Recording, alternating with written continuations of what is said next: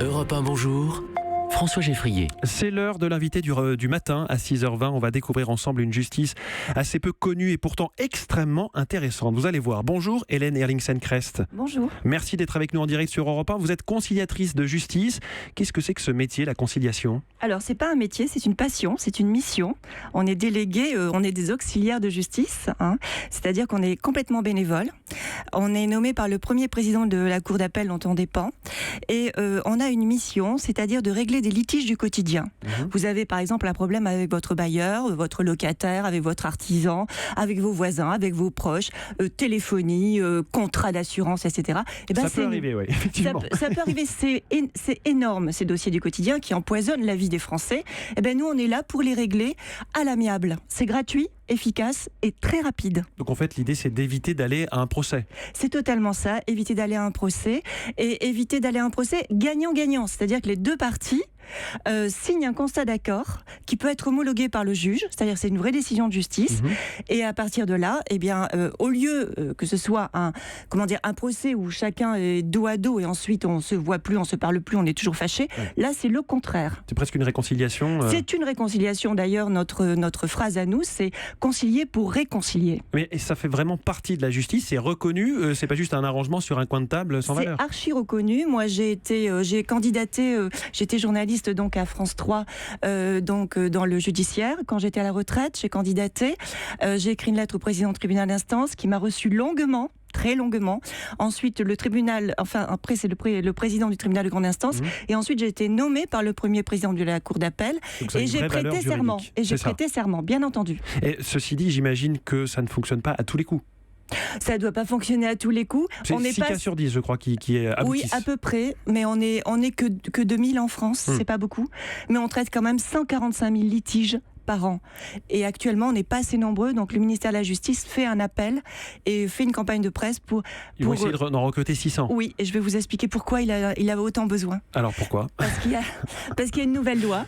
Il y a une nouvelle loi qui est passée, la loi Taubira, réforme de la justice 21, où il y a un volet important qui est passé complètement inaperçu avec un décret de 2017, où on impose à tout citoyen qui a un litige jusqu'à 4 000 € de passer automatiquement par un conciliateur de justice. C'est devenu obligatoire. C'est devenu obligatoire depuis juillet 2017. C'est-à-dire que vous avez un problème à vos voisins, taille mal laid, etc. Vous chiffrez ça à 2 000 € d'élagage. Eh bien, avec un conciliateur. Vous saisissez le tribunal de grande instance, le juge vous renvoie automatiquement vers nous. Donc vous imaginez l'inflation de dossiers. Vous allez avoir du boulot, effectivement. Il y a du boulot. Alors, autre avantage, la conciliation, c'est gratuit, complètement gratuit. C'est archi gratuit. Il ne faut pas être assisté d'un avocat, par exemple, qui va nous coûter... Non, pas du tout. Vous pouvez être accompagné d'un avocat, mais c'est vous qui signez. Et l'avocat peut être votre conseil au moment d'une conciliation, mais c'est vous qui signez. Alors, ce que je voudrais dire, c'est que vraiment...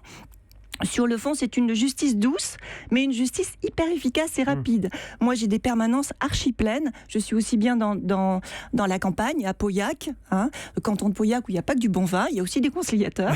Et également à Bordeaux, où je suis dans une ville de la métropole de Bordeaux, Senon, et Floirac, qui sont d'une très grande mixité.